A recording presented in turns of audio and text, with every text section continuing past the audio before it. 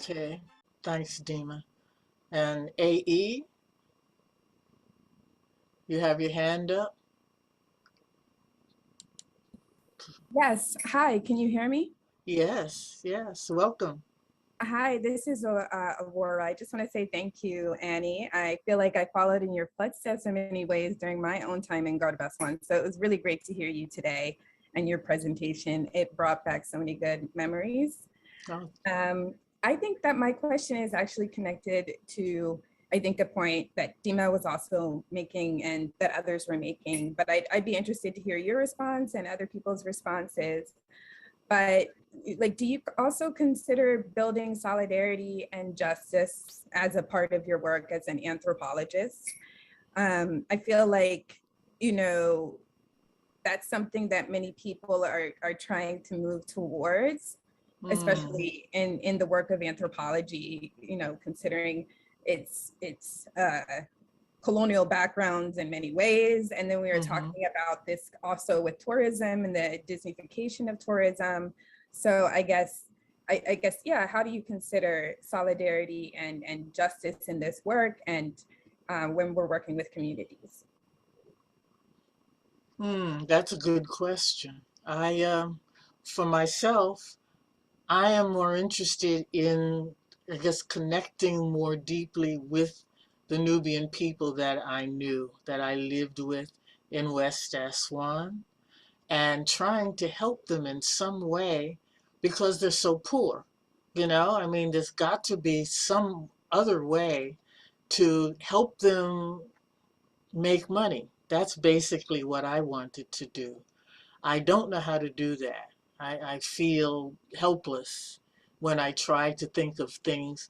You know, I spoke against tourism when I was there, meaning they were making a lot of money, and I understood that, but I also knew that tourism is destructive. It's so destructive. And yet it was hard to convince people of that because their lives were better.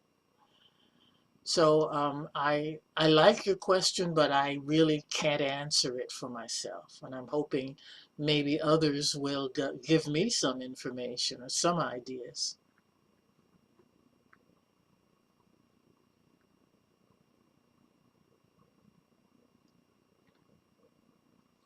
Hello, Dr. Anne. I want to participate, please.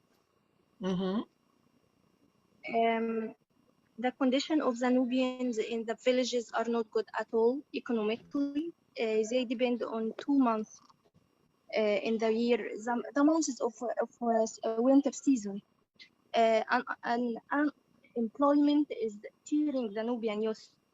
They migrate to large cities to work, especially who hold a university degree, like me and my husband. We left Aswan. Also, I want to answer the question of Marcus, the bridge. This bridge will speed up the process of losing the Nubian language for the people of West Sahel. I think that tourism affected the people of West Sahel a lot. They stopped teaching their children the Nubian language. My last visit to West Sahel, I tried to talk to the children in Nubian language, but they didn't understand me. Also, yes. Also, you are talking about the women position in the Nubian villages. Women nowadays in Shalali villages like West Aswan and West Sahel is much better than the women in Nasr Nuba, because the number of men who worked in the Gulf from Nasr Nuba villages is more than the number of villages of Shalal. Wahhabi thought, of course, dominated the Nubian men who worked in the Gulf. Also, I want to add something. The women in my villages, I am from a village called Guzaira. It's a Shalali village. My grandmother, for example, used to work in the date trade. She and her sisters also, they traveled to Cairo to sell the dates by their own, يعني. While the male brother worked in the agriculture. Thanks a lot. Thank you. Does anyone have any response to that?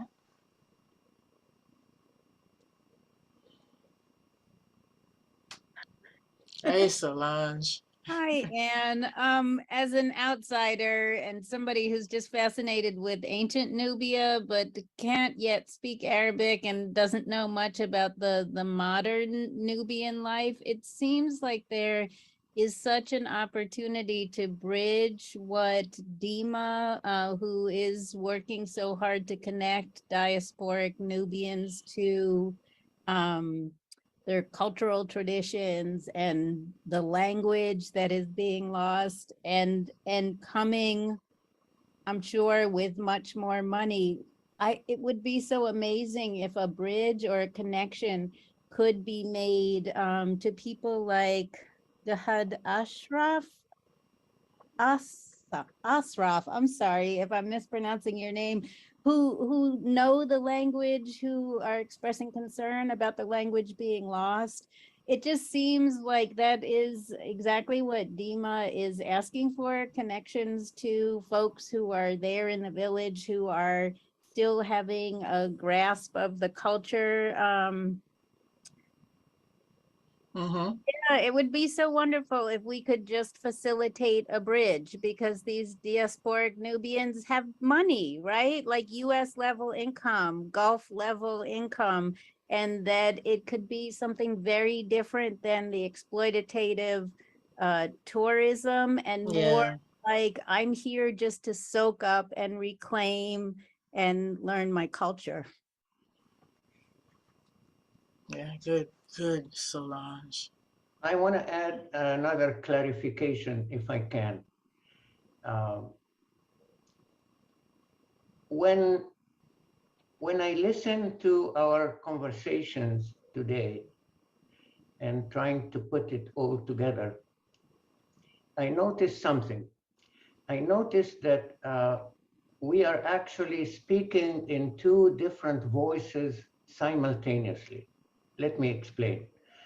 One of our voices asks, how was that? How was the other? What's the nature of such and such aspect of Nubian culture? What is this? What is that? That is one mode of thinking, which you can summarize as saying, looking for facts, quote unquote. And I'm totally aware of the danger of the word facts, because they need human interpretation. But anyway, another voice in which I feel we are talking is a voice that says, how can we help the Nubians? So one says or asks, what is Nubian? And the other voice says, how can we help Nubians? I recommend that we entirely abandon the second voice. Totally. Really? Absolutely. Absolutely. The reason for this is not just modesty or humility by saying, who am I to pretend to be able to help people who survive one of the most inhospitable environments in the world for millions of years, maybe thousands for sure.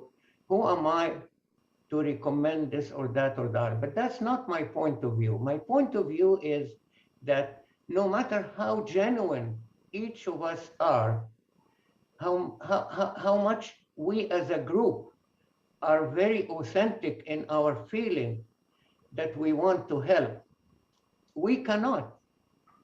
It's not a question of good help or bad help, good advice, bad advice. It is just simply not possible.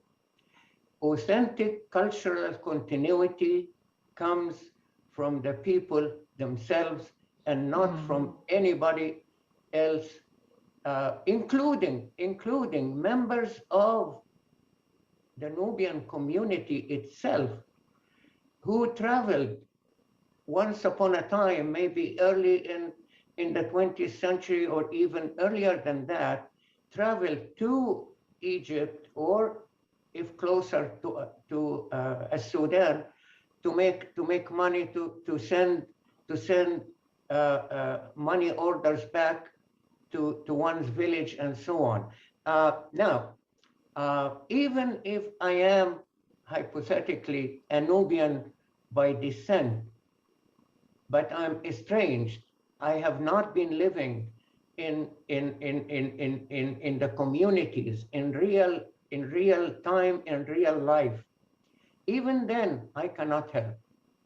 There are examples of Nubian quote unquote leaders, and I'm not going to mention names, who in fact have not been born in Nubia, but they claim descent from Nubian origins, and now they undertake the role of leadership and guidance in terms of how to preserve, how to continue, or to prevent the disappearance of Nubian culture. These people cannot. So it's not just us, the ones who never really lived the culture of Nubia, but even members of the Nubian community who get estranged early on, they cannot help. They create a condition of the Tower of Babel. When you look today at the various factions amongst the Nubians who want this or that, the right to return, not the right to return, and so on, they are fragmenting the Nubians into small groups of doctrinaire people, but the majority of the Nubians themselves will do what will continue in the future, the Nubian culture. I believe thoroughly that the one thing that we can do best is what I spoke about last week. Dalal, the 9-year-old girl who said, "Shukri, اكتب وارسم عشان الناس تفتكرنا." She did not say, "Draw and write so that you can help us." No, she did not say that. She said, "Draw and write so that people remember us," including her own people. So the best thing, in my opinion, to do is to tighten the narrative of facts, to establish a link between the past and the future, because the 20th century constituted a rupture, a literal cultural rupture.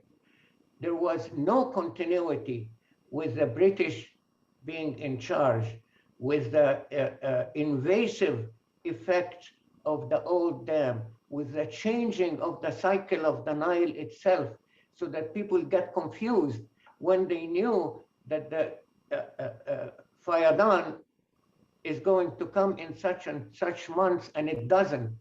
And it comes in a different month, and every year is different depending on the interest of the Egyptians. That is a total rupture. What we can do is to fill in as much factual information in detail as possible, and leave the task of finding the way through history to the Nubian people themselves.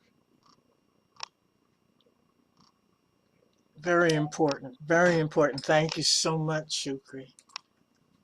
It's I'm good to giving a remember. standing ovation for this most important comment. This is in fact why I raised my hand when Solange was proposing this bridge in between the diaspora and those on the ground, because there is this danger, and I repeat, it is a danger of the diasporans coming in, essentially gentrifying Nubia, because they come in with their ideas, and we have all these modern tools, and we have all these we can We can build these skyscrapers. We can bring in these seeds that are non-indigenous to the land. And this is also another question I would love for Nubian Geographic perhaps to hold another space on discussing food sovereignty and Nubian heritage. I know this is something I'm particularly interested in, and the role of women in that.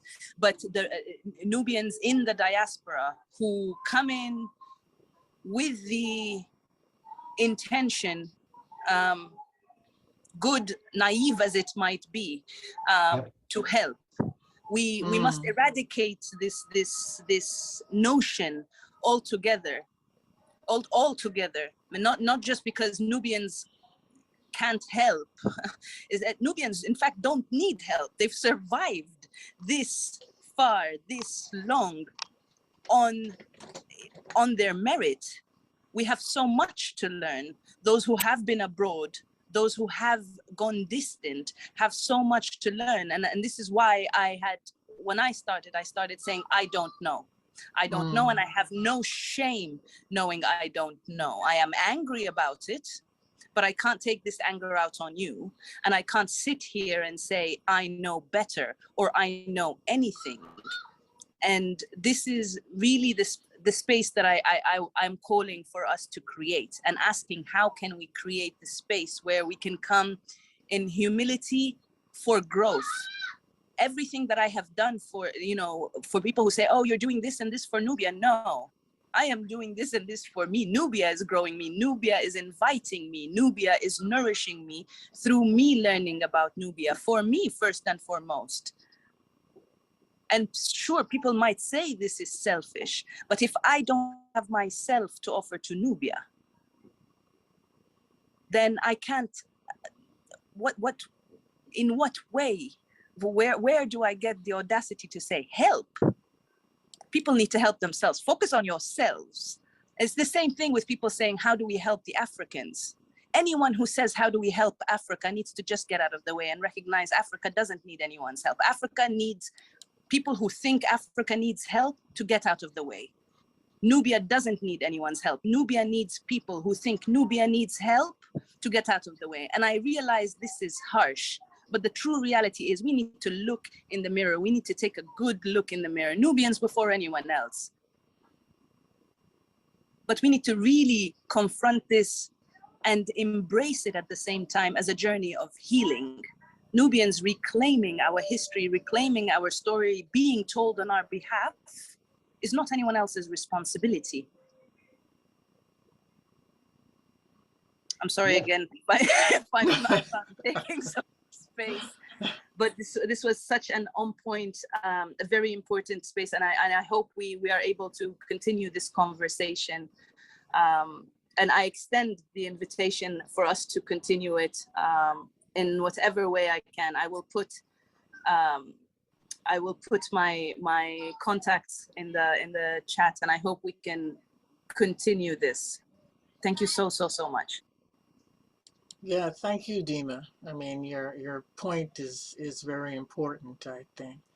But now Gihad is saying that Nubians do need help from the government to improve their situation. The government hasn't really done very much for the Nubians in the past. But what do you think about that? Anybody have any suggestions or reactions? I think, sorry to jump in, but I think we need to make a distinction between politics and power. Politics is external. Power is internal. They're not synonymous. They're connected, but they're not the same. Power always remains with the people. Politics is what skews that understanding. Nubians already have the power. Nubians have always had the power in the conditioning of people. And this is not just for Nubians. This is for all people of indigenous ancestry. This is for all people of African ancestry. And in fact, it's for all people currently in this capitalist patriarchal system which we reside. We need to make that distinction between politics and power. We cannot rely on a government that is designed, that is built on a global system that is designed to strip us from our power. So how do we get out of that then? You know, recognize our power. recognize our power. In recognizing our power, we recognize that in fact we don't need help. What we need is to come together. We recognize that our liberation is not our independence, but it is reliant on our interdependence as a people. In realizing that distinction between independence and interdependence is a massive difference. Again, the power of language and the weaponization of languages against us is something we must pay very, very close attention to. We say things like, we are a voice to the voiceless. No one is voiceless. People are silenced. Nubians are not voiceless. They are silenced. There is a difference, and we need to be able to own that, and we need to do something about it. Young Nubians abroad or even on town saying, I am a voice to the voiceless. No, we are complicit when we say things like that. I would add to this that not only any government is external to the effective dynamics of continuing or community continuation. So the distinction that Dima made is very useful here. But the Egyptian government in particular has to be considered one of the sources of dismay, is not one of the sources of help. This has never happened through history, never once. And it has to come from an Egyptian to say, beware of the Egyptians, because nobody outside of that would feel comfortable saying, beware of the Egyptians. Only the Egyptians, some of the Egyptians have to say, enough is enough. The Nubia Museum in Aswan is a shame, is a total shame, because it ossifies, it creates like a joke. They put statues like in wax museums, as if that gives people an idea of a culture that survived for so long. This is not the way to go. What happens is that the Egyptians believe that they are superior to Nubians. Let's just be clear about that. Only very, very few people know enough to not believe that they are superior to the Nubians. The sense of superiority comes out of ignorance, not out of knowledge. The people who think they know better are ignorant. The people who know a little bit about Nubians never delve in the question of how shall we advise the Nubians. So rupture, early 20th century, people lost any continuity. They lost ability to find out what they can do to help themselves. Everything that they knew worked in the past no longer works in the present. So there was a total disorientation. So there is a gap, a literal gap. And when Dima speaks with such passion about creating a bridge, about continuity, I say 100%. We have to fill that gap in terms of information about what happened during that period when every reasonable Nubian was busy dealing with the impossible event of having to leave their own land and end up somewhere invented for them by somebody else. We need to fill that gap. If we concentrate on this, there is plenty to be done, lots to be done. And that is the useful thing for Nubians to take as inputs. They can choose to learn from whatever it is that we contribute to fill that gap, something they consider unreasonable or untrue or exaggerated or coming from a different bias and so on, they can reject because they are not children. They are fully grown up, intelligent, intellectual people, every one of them, not just the ones who took their education in Egypt. So fill the gap. To Dr. Shukri and Jihad and Dima, Solange, as Dr. Shukri and Dima said, we are a survivor. I'm not worried about our future, about our children. We survived for thousands of years, and I'm assume that we will survive for thousands more. This is it making no problem at all to me. About such policy, if the government help or didn't help, it's a matter of us. If we are relying and if we really in a negotiable position, so we can force them to do what we want. We are not able to do that. My children will do it. But all what I can do is just to save what I can from my language, from my culture, to give them the facilities, the materials that they can, if there is some kind of fight in future, they can fight. They had a base to fight. But it's not a matter of politics, it's culture. My culture survived for 1,000 of years, and it's going to survive for more. I live in a Nubian village, and now I'm in my village. I'm not from in Aswan today. I do it in my village. I'm a researcher. I'm among people. I'm watching and making analysis. There is a, let us take example about of what happened about 4 or 5 years ago when young men stood in the road in between Abu Simbel and Aswan, قافلة العودة. All of them were born in the 70s. They are at least 10 years after the resettlement, and they are aware about their rights. It's not the old generation, it's the new generation we know. About the language, it's a matter of time. Now we can, there is an app, if you want to teach your children Nubian, you will do it. It's what you want to do. What we can use is the technology, how to reconnect to each other in the States, in Europe, in wherever the Nubian are, with the help of others, not as just to draw the outline with us, but not to put the plans. We are the one who put the plans. We are the one who know what's going on. We are the one who know our culture, but having some helps, not to put plans, not to show us the way, we know our way.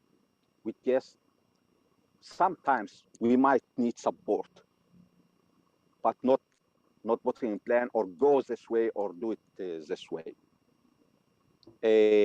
I think we are running out of time. If there is any other comments, so it would be the last. We're gonna close the meeting today. Anyone want to say anything? Well, I want to thank everyone for coming and for contributing so intelligently to this conversation. I want to thank Professor Shukri for his points, which were right on point. I want to thank you, Maha, for organizing this and for having a whole month of Nubian heritage. And also I'd like to thank Solange for helping me with my slides. Thank you, Dima. Thank you, everyone else. Thank you, Gehad. It was nice to know you, and I hope you will keep in touch.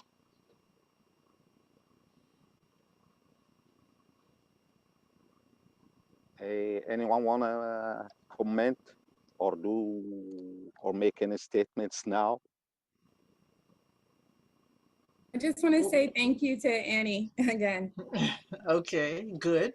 Thank you for coming. Thank you for contributing. I'd like to know more about the Nubian Geographic Society. If you can send me some information, email me. so I know more about you.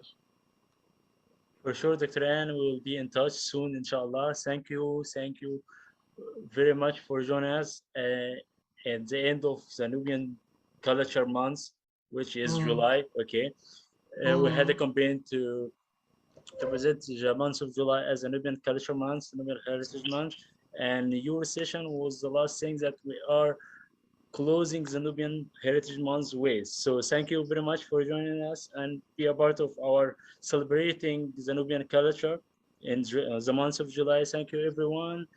And eventually this meeting will be rebroadcasted in YouTube after and translated into Arabic. And I think it will be done at September as with the other meeting with Dr. Shukri, the previous one. So in September, inshallah, we're gonna have the both meetings recorded and broadcasted in YouTube. So we're gonna send and share links with everyone here. We're gonna share links in our platform and social media like Facebook, Twitter, and Instagram. Thank you and afiyalago. Inshallah. Inshallah. Ibrahim has something to say. Ibrahim, you had your hand up. I guess not. Okay, and thank you, Kendra, a new friend. Thanks for coming. Oh, Ibrahim was just waving goodbye. Yes, Ann, could you hear me? Yeah. And thank you so much. I'm so glad that I learned about this, and I will be tuned in from here on. Great, thanks. Okay. Thank you, all of you. And when we set another session, maybe next month or the month follow, we're gonna inform you about what the meeting would be about and who would be our guest. So Great. You are welcome anytime. Our email, I think that's available. Anyone having any question away of these meetings, we are glad to answer it. Anyone want anything about Nubia? If we didn't have, we were gonna manage to find the answers to such questions. And you are welcome, and thank you all for being here tonight. Very welcome, very welcome. Thank you. Thank you so much. Well, I guess I'm the host, so I'm the one who should end this. Okay, I'm gonna end this session. Thank you all one more time and enjoy your day. Thank you. Thank you. Afiyalago. Hello. Ma salama.